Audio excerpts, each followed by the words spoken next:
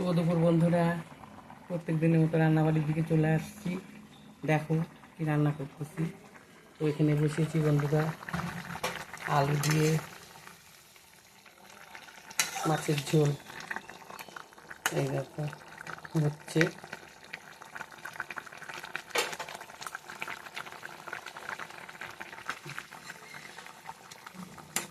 মাছের ঝোল হচ্ছে।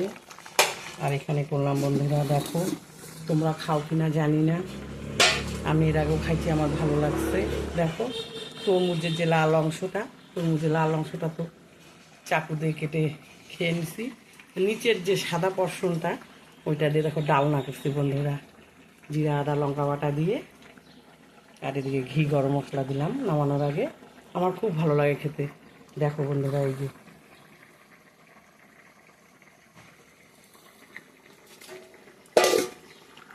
আর এদিকে হবে বন্ধুরা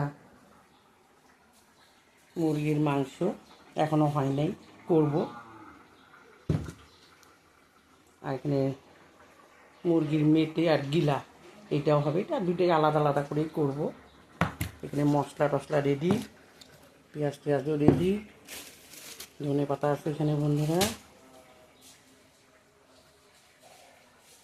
এগুলো সব এখন রেডি করা হয়নি, করবো। সবাই ভালো থেকো, সুস্থ থেকো। মাছের ঝোলটা হয়ে গেলে খাওয়া দাওয়া খাবো।